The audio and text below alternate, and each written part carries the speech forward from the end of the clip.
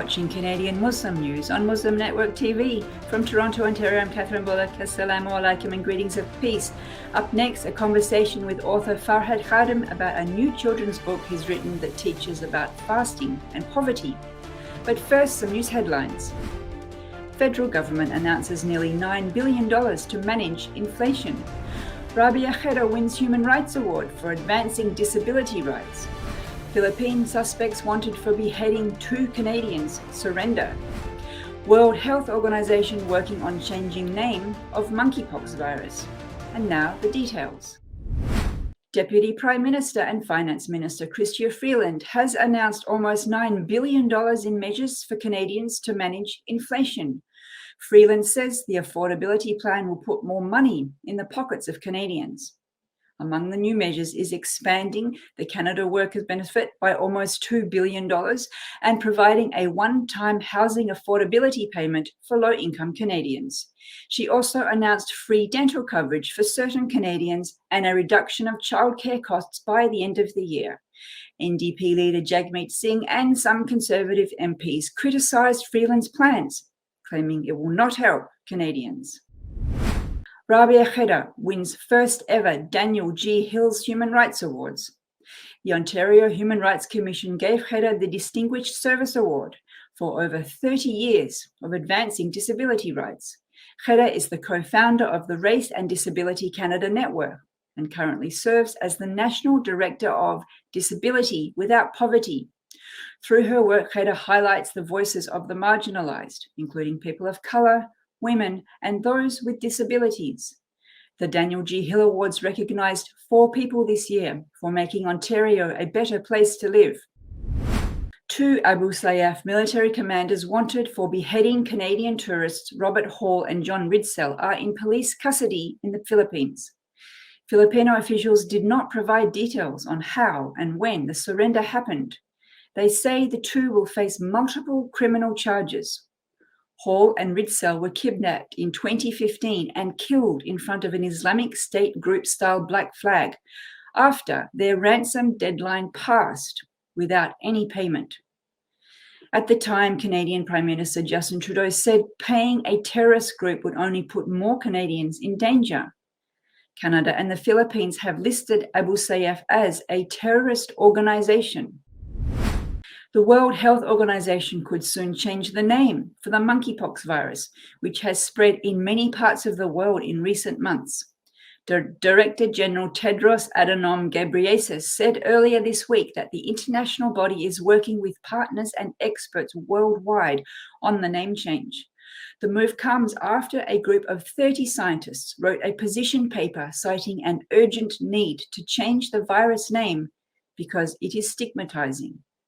They argued that referencing the virus as African is not only inaccurate, but also discriminatory. Tedros said more than 1,600 confirmed cases have been reported from 39 countries. And that's it for the news. Ramadan is a distant memory for some of us, but others of us are getting ready to fast for the upcoming month of Dhul Hijjah, the month of Hajj. Our next guest has recently published a children's book that connects fasting with awareness of poverty. We welcome to the show Mohammed FARHAD KHADIM. Assalamu alaikum. Wa alaikum assalam wa rahmatullahi wa barakatuh. I've heard in an interview you've connected the book about fasting to poverty. Tell us how you did that. Yes, so the book is about 2 grandchildren visiting their grandma, and they had a pleasant surprise with her making a savory snack. And children are asking questions about fasting. And I thought that it would be good if one of those answers would be to connect fasting with hunger, because I think that's the underpinning of one of the societal ills that we have here today, hunger. And grandma tells the children that she feels hungry when she fasts, and it allows her to connect with those who are hungry across the world. So the book is called Nanny's Beef Patties. Maybe we should, before I delve into that topic more, what's a beef patty? Yeah, so beef patty is a nice little snack that's made with flour and butter and cooked ground beef inside. And there are many variations of the beef patty.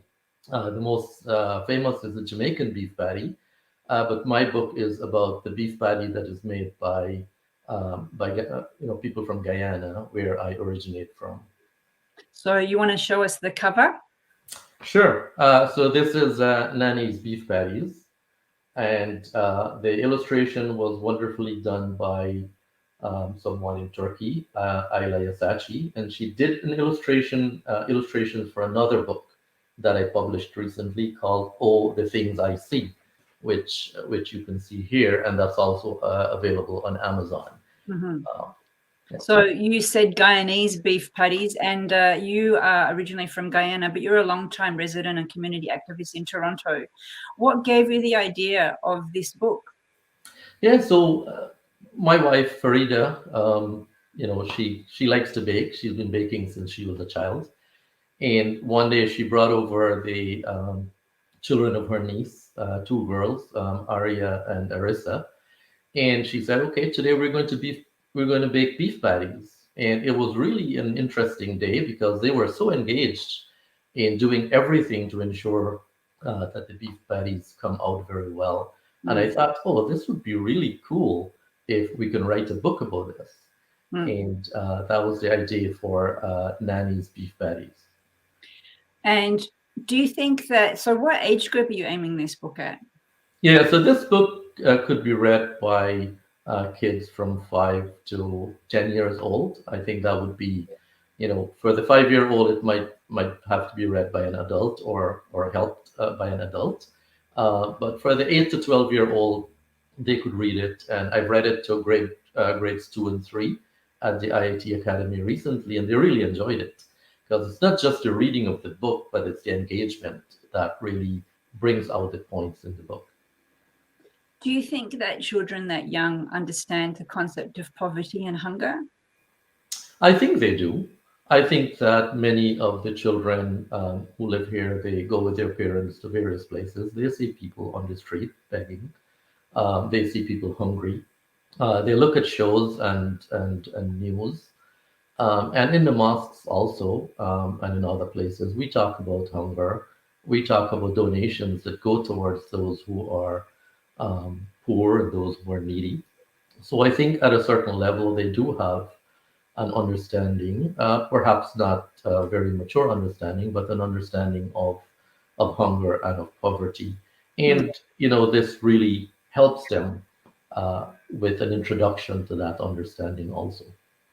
So you said you read it to I think you said grade 2 class, and there was a conversation. So what kind of things were the kids asking you? Yeah, so it was really interesting because we started off the book. In a book like this, you could engage in a lot of conversation. So the first thing is, nanny. Who is nanny?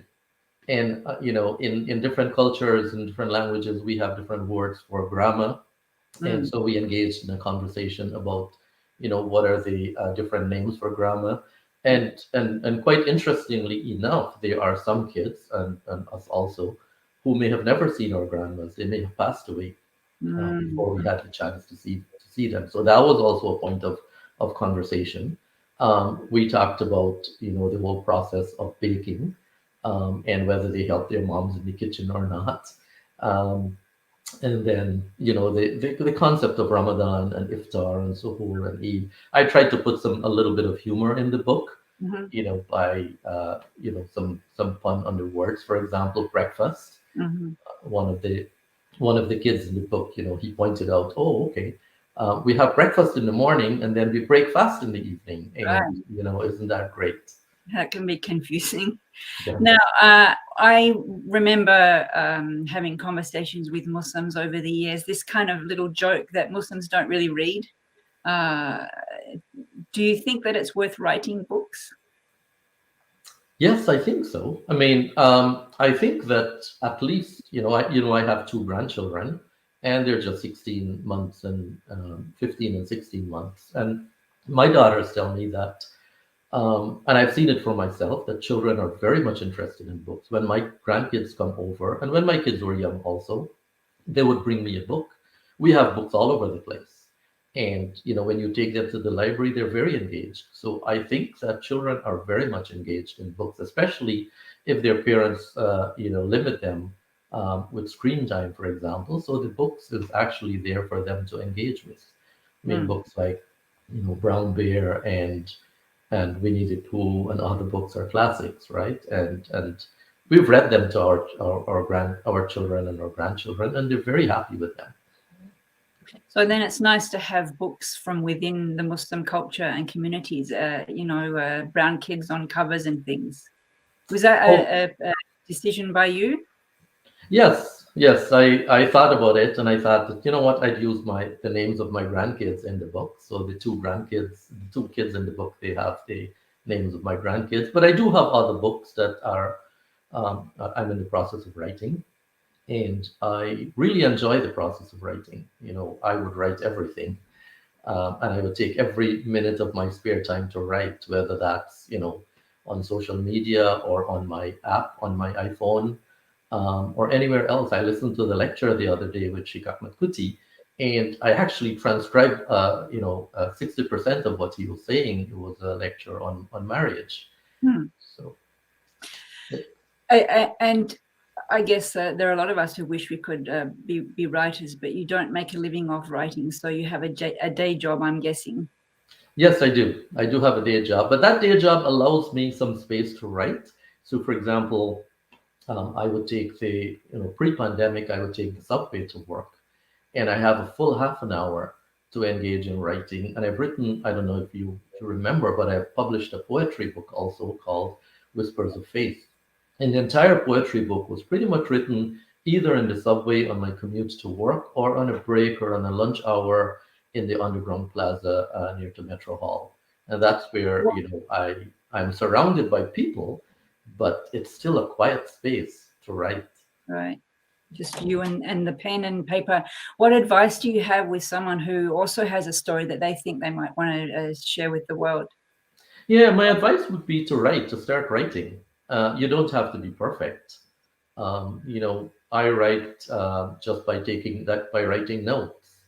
If I want to write a book, an idea comes into my mind, and I start writing, and then I would go back again and I would review it, and I would make some changes. But start writing. If you love writing and you have an idea, then I would say write it down. I have an app on my iPhone called Notes, and it's very simple. I just write everything down there. What about professional writing courses or something like that? Do you recommend those? Oh yes, definitely. I mean, at my workplace, we have done professional writing courses, just basic grammar courses and other, courses to express yourself. But definitely, I would recommend professional writing courses.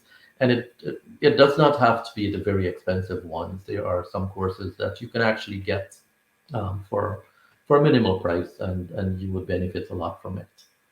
Unfortunately, we're out of time, but just show the cover once again, and I'm assuming that it's available on Amazon. Yes. So this is Nanny's Beef Patties, Beef patties. written by myself and illustrated by Ayla Yasachi, and it's available on Amazon.com or Amazon.ca. Thank you very much for joining us today. You're very welcome. I appreciate it. Thank you. Thank you for watching Canadian Muslim News. If you like what we do, please share, like, and subscribe. Stay safe and God bless.